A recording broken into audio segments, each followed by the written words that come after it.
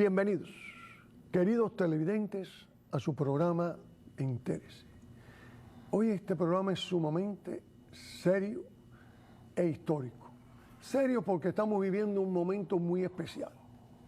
Estamos viviendo todo lo que está ocurriendo en el caso de Israel, en el caso palestino, en el caso de Siria. En fin, es un mundo totalmente convulso al producirse en cualquier momento una guerra de extensiones ilimitadas. Por otro lado, tenemos aquí en Estados Unidos un país totalmente polarizado. Lo hemos visto en las pasadas elecciones. Quiere decir que el mundo está convulso. Y qué mejor que en este momento traigamos a este programa un fenómeno histórico, la caída del Imperio Romano, para ver si en algo nos sirve de ayuda para evitar que este mundo occidental se desplome como se desplomó Roma. Y para ello, ¿quién mejor que alguien que muchos de ustedes me piden que traiga? Al doctor Orlando Trujillo, escritor, historiador y analista político. Bienvenido, profesor Trujillo. Muchas gracias por haberme invitado una vez más a tu programa. Yo creo que sí, yo creo que es un momento de ir a la historia, porque dicen que la historia se repite y tenemos que evitar que esa historia se repita. Y quienes no aprenden de ella están obligados a repetirla. Nuestro granito de arena. Vamos a ese imperio romano que fue tan grande y sin embargo en un momento determinado se fue abajo. ¿Quiénes fueron los romanos? Bueno, los romanos tienen dos orígenes, el que se supone que es histórico y el mitológico. El origen histórico, supuestamente se dice, fue la unión de tres pueblos, la unión de los sabinos, los etruscos y los latinos. Según la leyenda que ellos mismos se crearon, cuando a la caída de Troya, Eneas y un grupo de guerreros salen de Troya, eso fue más o menos alrededor del 1100 a.C. Y entonces llegan hasta Sicilia, y en Sicilia hacen una parada, una escala técnica, digamos, y de ahí continuaron hasta la ribera del Tíber, donde penetraron, y en unas colinas que habían a un costado, ahí se asentaron ellos. Ahí ellos llegan, eran guerreros, como eran guerreros no traían mujeres, y el resultado es que al poco tiempo de estar allí se dan cuenta de que necesitan tener compañeras para poder crear su aldea, vamos a llamarle. Y entonces cerca había un pueblo que eran los sabinos. Y aprovecharon de que los sabinos tenían una época del año en que ellos iban de cacería, los guerreros de la tribu se iban de cacería, y entonces penetraron en aquel territorio y se llevaron a todas las mozas, a todas las mujeres jóvenes que habían allá, se las llevaron para su tierra. Cuando regresaron los sabinos, como es lógico, montaron en Santa Cólera y fueron a tratar de recuperar a sus mujeres, que ya habían pasado. Recuerden que en esa época todo tomaba meses y tomaba tiempo. Y cuando fueron a hacerle la guerra a los romanos, en este caso a los troyanos que se habían asentado allí, pues sencillamente las mujeres salieron y le dijeron a los padres: no maten a los que van a ser padres de sus nietos. Y se pusieron de acuerdo. Esa es la leyenda. La realidad es que todos ellos, y otra parte de la leyenda es que como ellos no podían ser un pueblo que surgieron así como otros pueblos se forman, pues sencillamente dijeron que ellos descendían del dios Marte, el dios de la guerra. Bueno, perdón que me interrumpa, y todo eso de Rómulo y Rémulo y de la loma. Ahora vengo, de dios Marte. Y entonces, ¿qué pasó? Bueno, la sacerdotisa, que era la Vestal, era sacerdotisa de la diosa Vesta, la Vestal Rea Silvia, entonces las vestales eran vírgenes, tenían que ser vírgenes. Y entonces ella un día va al bosque, y estando en el bosque el dios Marte la seduce, la posee, y entonces ella da a luz a dos gemelos, a Rómulo y Remo, que entonces a dar a luz estos dos hijos, como ella era una virgen, una supuesta virgen, ella tiene que tenerlo en el bosque y huye. Y los hijos son amamantados por una loba. Los hijos, Rómulo y Remo, los bebés, son amamantados por una loba. O sea, y todo esto es un simbolismo en que los romanos, que era un pueblo guerrero, quieren mostrar que ellos descendían del dios de la guerra, que era Marte, y a su vez eran tan bravos que habían sido amamantados por una loba. Por eso los portaestandartes romanos, cuando iban a la guerra, que llevaban aquel estandarte que decía SPQR, que quería decir Senatus Populoscum Rumanus, llevaban sobre su cabeza y en la espalda llevaban una piel de lobo. Llevaba la cabeza del lobo y la piel le colgaba en la espalda. Era el símbolo porque acuérdate que todos estos pueblos antiguos usaban mucho el fetiche. Y el fetiche de ellos era el lobo. El lobo, en la época aquella, en la península itálica, era el depredador más poderoso, era el más peligroso de los depredadores. Y entonces ellos eran el lobo, hijo del dios de la guerra. Ese es el origen que ellos se adjudican. Pero la verdad histórica es que alrededor del año 500, quizás 600 antes de Cristo, esos tres pueblos se unen gente de esos tres pueblos y en esas 7 colinas que están cercanas al Tíber crean un poblado. Poblado que tuvo sus 3 primeros reyes, supuestamente Rómulo fue el primero de esos reyes, y después los etruscos, que era un poderoso pueblo que estaban más al norte, en lo que hoy en día sería la Toscana, viene, invade la región y toman a Roma. Y entonces los etruscos, hay 3 reyes etruscos que gobiernan en Roma, y los etruscos son los que crean la primera muralla de Roma, engrandecen a Roma, le hacen calle, en fin, empiezan a convertir a Roma en una verdadera ciudad. Los romanos siempre ven a los etruscos como lo que eran, como unos extranjeros, como unos invasores, y hay una rebelión que aprovechan para liberarse de los etruscos cuando los galos cruzan los Alpes y entran en la península itálica, destruyen al reino de los etruscos y entonces aprovechan los romanos para liberarse de los etruscos. Le dan el golpe final para ellos liberarse. Claramente, los galos no se conformaron con Etruria y siguieron hacia el sur, y también tomaron a Roma. Y para que se apartaran, tuvieron 7 meses. Los romanos se refugiaron en la colina capitolina, y allí estuvieron 7 meses resistiendo. Y los galos aceptan retirarse cuando los romanos le ofrecen 1000 libras de oro a cambio. Y entonces los galos se retiran y se marchan. Ese es el primer encuentro que hay históricamente entre los romanos y un pueblo bárbaro, que eran los galos, que eran celtas. Doctor, vamos a seguir porque es mucho lo que hay que hablar y es muy poco el tiempo. Ya vamos a dar un buen brinco. La sociedad romana, tanto dentro del imperio como dentro de la república, ¿cómo fue esa sociedad? Bueno, la sociedad romana se forma de la siguiente manera. Hay los llamados patricios. Los patricios se suponían que eran los padres de Roma, eran los descendientes de los fundadores, etcétera y demás. Esos patricios tenían un cuerpo que se llamaba el Senado, que eran 600 miembros. Y a su vez esos patricios nombraban 2 cónsules. Un cónsul era para, en caso de guerra, dirigir la guerra, y el otro cónsul era el que convocaba al Senado. Eran los 2 cónsules. Pero entonces existía todo el resto de la población, que era la plebe. No lo malinterpreten, plebe no quiere decir pobre. Ha habido la idea siempre como plebe, pobre, la parte baja. No, había plebeyos que eran riquísimos. Plebe significaba sencillamente que no formaba parte de los patricios, que no formaba parte de esa casta especial que gobernaba Roma. Entonces los patricios no pagaban impuestos. Era la plebe la que pagaba impuestos y aparte de pagar impuestos, era la plebe la que hacía todos los trabajos, porque los patricios eran unos parásitos verdaderamente. La plebe un día se cansó de estar pagando impuestos, se hastió de estar pagando impuestos, una cosa parecida a lo del Tea Party aquí, y entonces, el Tea Party de Boston, me refiero. Y entonces que... De la independencia, vamos a seguir aclarando. Sí, fueron cuando protestaron porque Inglaterra le tenía puesto impuestos y ellos dijeron que no pagaban impuestos si no tenían derecho. Exacto. Y entonces en Roma lo que hicieron fue lo siguiente, dijeron, pues aquí no tenemos derecho y tenemos que pagar impuestos, nos vamos. Y los plebeyos se fueron a un lugar que se llamaba Monsaquer, a unas 4 kilómetros de Roma, y allí fundaron una ciudad. Claro, que los patricios se quedaron y vieron que no había nadie que hiciera los trabajos y nadie que le pagara los impuestos, y eso no, ahí la cosa no funcionaba. Entonces fueron a buscar a los plebeyos, se pusieron de acuerdo y le dijeron, no, le vamos a dar cierta jerarquía, ustedes van a tener una voz, y entonces se creó el tribunus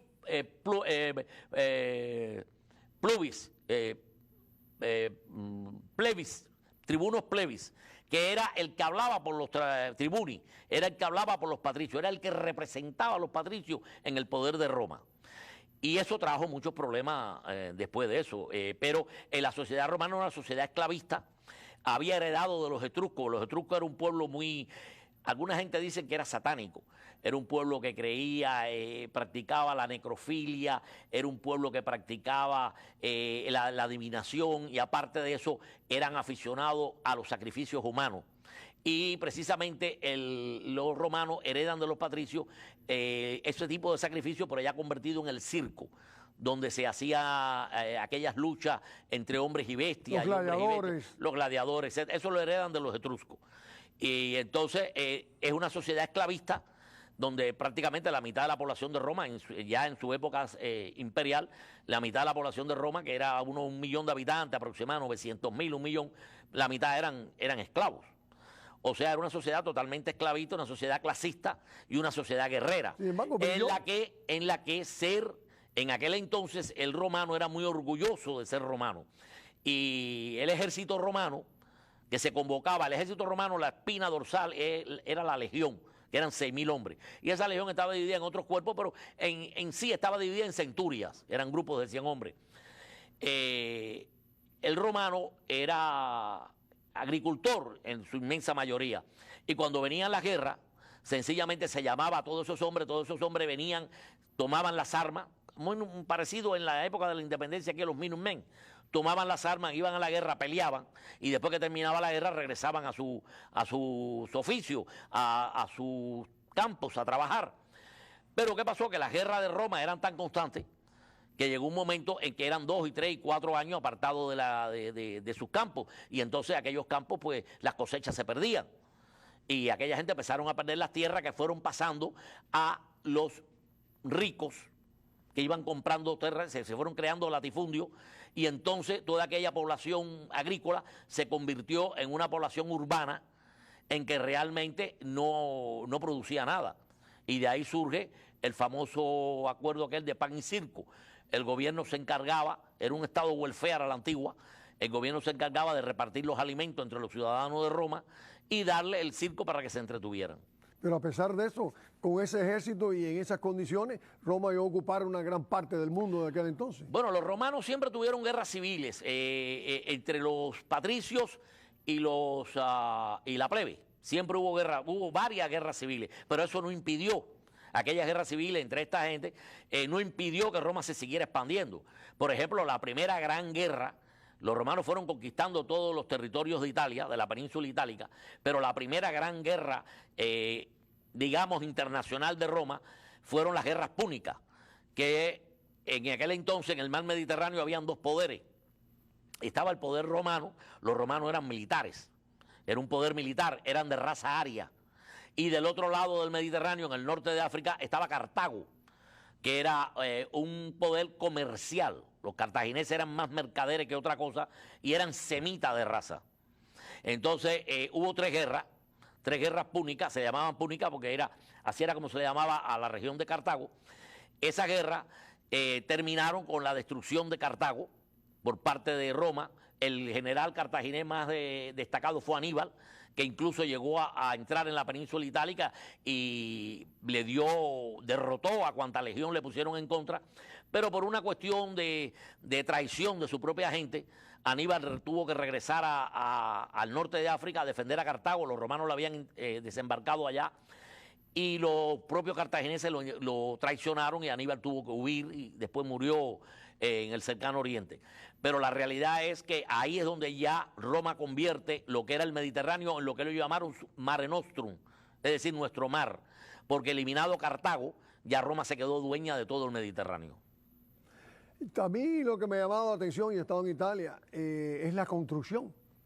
Bueno, sí, los romanos eran gente muy práctica. Ellos nos legaron a nosotros el concepto de la república, nos legaron a nosotros con los 3 poderes, judicial, ejecutivo y legislativo. A su vez, ellos eran grandes arquitectos, muy prácticos, te repito. El romano no era muy religioso, pero era muy supersticioso, eso sí, pero religioso no tanto, pero supersticioso sí.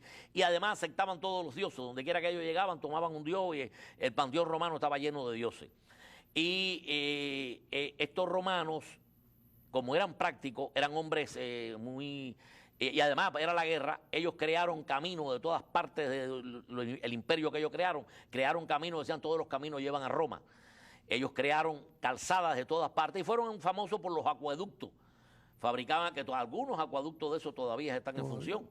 O sea, eran unos grandes arquitectos. Además, tenían la virtud de aprender.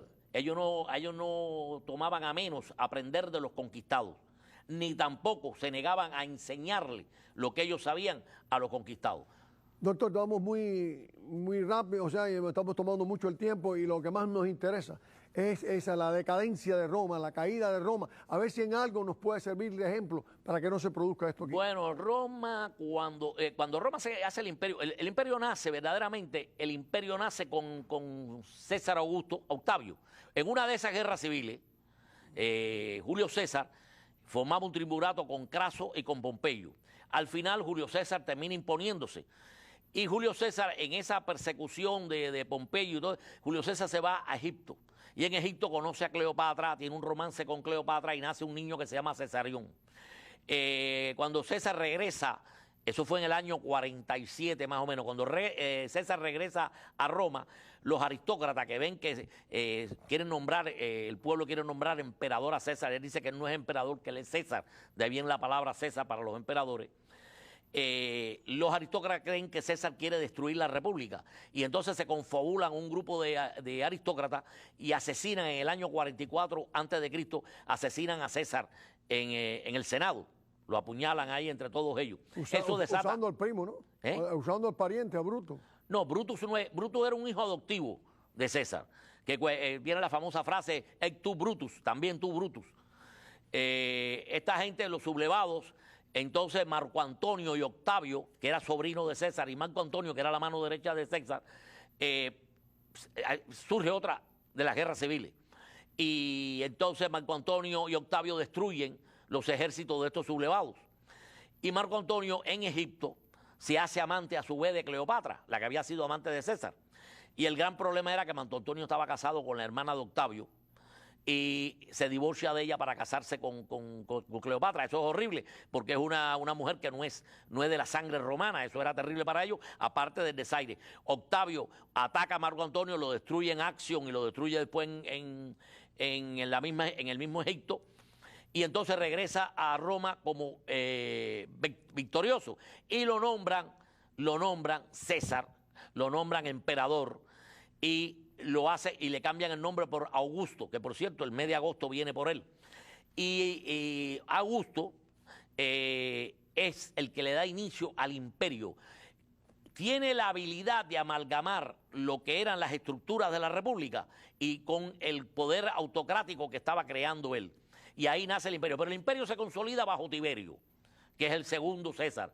Bajo Tiberio se consolida. Pero ¿qué pasa? Cuando ya el imperio llega a esa altura, que ya Roma ha tomado tanto territorio, entonces ya Roma no está produciendo nada. Porque, te repito, el pueblo se convierte en una especie de welfare que vive, y el Roma trae el aceite de Egipto, las carnes del norte de Europa, en fin, el trigo viene de diferentes regiones, de Iberia, lo que hoy es España, de diferentes regiones, y el romano empieza a vivir sencillamente de lo que viene del extranjero. Roma no está produciendo nada.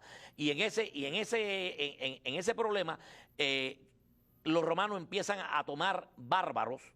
Bárbaros eran las tribus que no pertenecían a Roma, germanos, celtas, etcétera, y lo empieza a integrar como tropas auxiliares en el ejército imperial, en el ejército de Roma.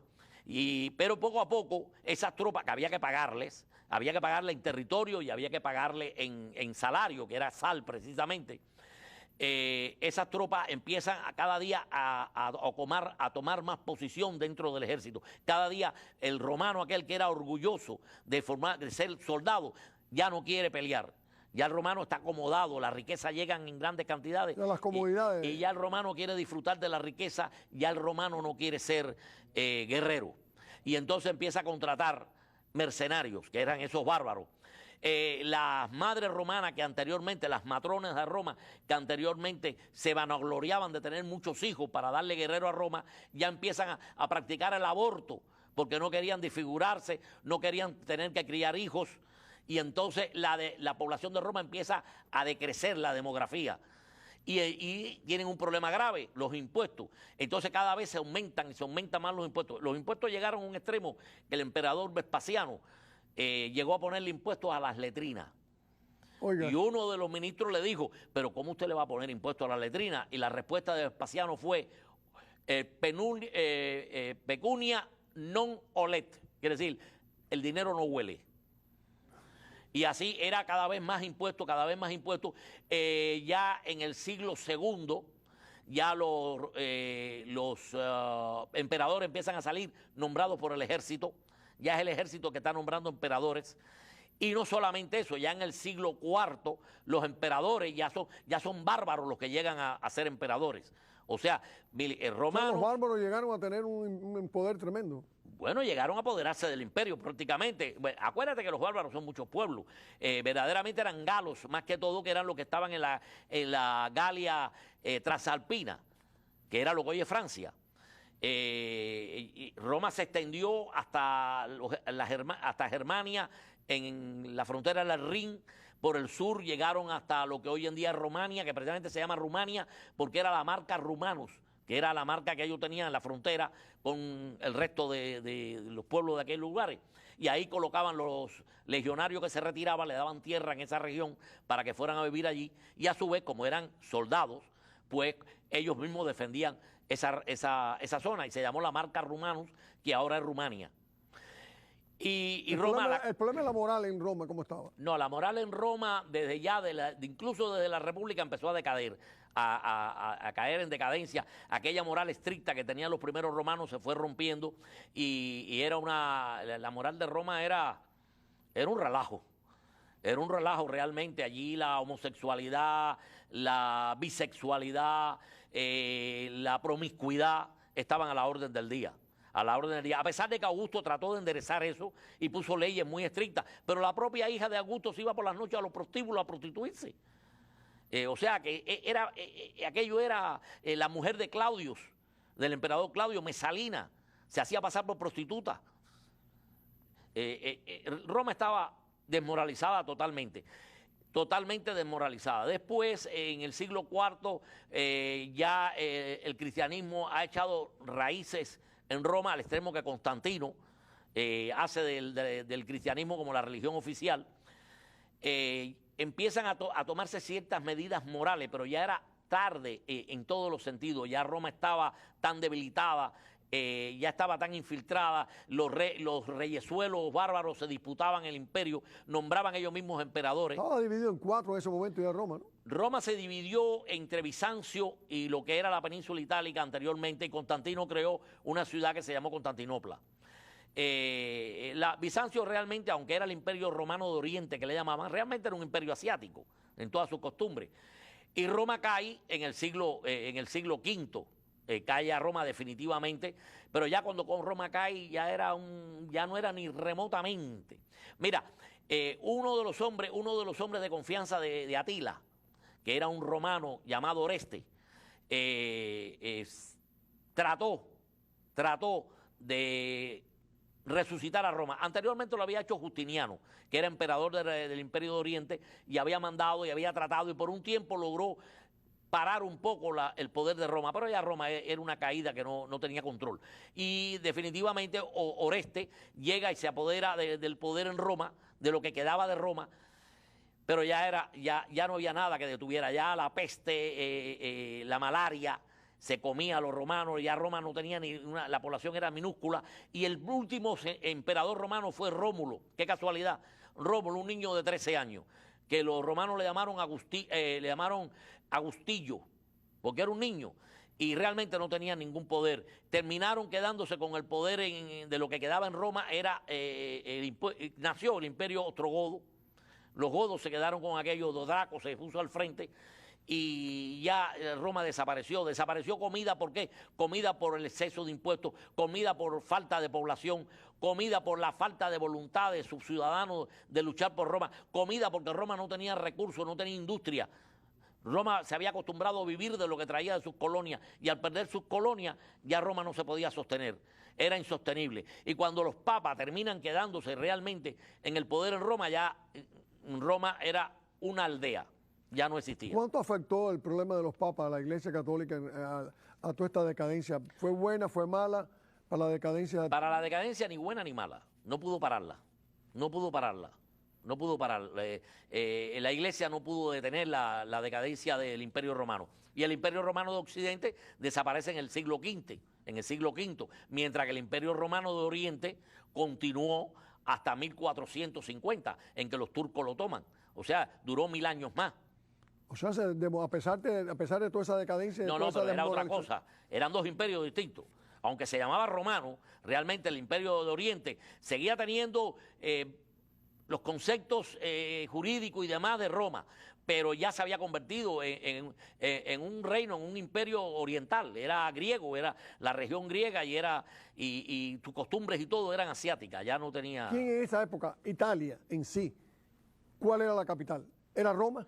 Bueno, cuando el Imperio Romano era Roma. ¿Y después? No, después se dividió, se fraccionó en un montón de principados y de reinos pequeños, y después los papas lograron crear en el centro de Europa lo que se llamaron los estados pontificios, pero eso ya en la Edad Media. Ya eso es la Edad Media. Pero ya te digo, Roma cae producto de sus propios problemas, de sus guerras civiles, de la ambición de los romanos, de la falta de crecimiento por el aborto, que no querían las romanas parir, porque no había producción en Roma, no se creaba nada en Roma, porque todo se traía de su conquista. Teniendo en cuenta todo no tenía esto, base. Este programa se inicia por lo que estamos viendo, el fenómeno del lejano oriente con el problema de Israel. Debemos aprender de ello. Porque estamos siguiendo los mismos caminos. Yo veo todas de las cosas que usted ha visto, yo he visto una serie de cosas que están sucediendo. Los mismos caminos. ¿Qué podemos hacer? ¿Qué se puede hacer frente a todo este fenómeno que se está viendo? Lo que estamos viendo ahora mismo en Europa, toda Europa en huelga, en peleas, tratar de regresar a los principios, en este país, vamos a hablar de este país, tratar de regresar a las bases de este país, a los principios que surgieron. Porque nosotros estamos haciendo lo mismo que hicieron los romanos, exactamente igual. El ejército norteamericano, que antes era un orgullo, tú no podías ser un oficial en Roma, tú no podías llegar a un puesto en Roma si no habías estado servido en el ejército, si no habías combatido en las legiones. Aquí pasaba igual, aquí ningún presidente llegó a la presidencia de este país sin haber estado en las Fuerzas Armadas. El primer presidente que llegó sin eso fue Clinton, que no solamente no tuvo, sino que encima se dice que rompió su cartilla militar. Entonces, el aborto, en Roma los abortos impidieron el crecimiento demográfico. Aquí el aborto, tú sabes lo que está pasando. En Roma los impuestos, aquí tú sabes que los impuestos son enormes y cada día y todavía piden más impuestos. Y por otro lado, tenemos el problema de las Fuerzas Armadas. Las Fuerzas Armadas en Roma, el ciudadano se enorgullecía de ser soldado. Aquí, y después se llenó de extranjeros. Aquí, hoy en día, los extranjeros en las Fuerzas Armadas son como el 40% de la integración de las Fuerzas Armadas de Estados Unidos. O sea, estamos siguiendo los mismos caminos que siguió el Imperio Romano hasta su caída. ¿Solución? Solución, volver a las bases. Solución, regresar a las bases de los principios de Estados Unidos. Regresar al origen de Estados Unidos. En Roma la inmoralidad era rampante. Aquí ya sabemos lo que está pasando. Trujillo, me mandan a terminar el programa. El tiempo se nos acabó. Quisiéramos estar más rato con ustedes. Nuestros televidentes les gusta mucho de ellos su presencia. Sin más, dándole las más expresivas gracias al doctor Orlando Trujillo. Se despide de ustedes. Hasta el próximo domingo. Jesús Angulo.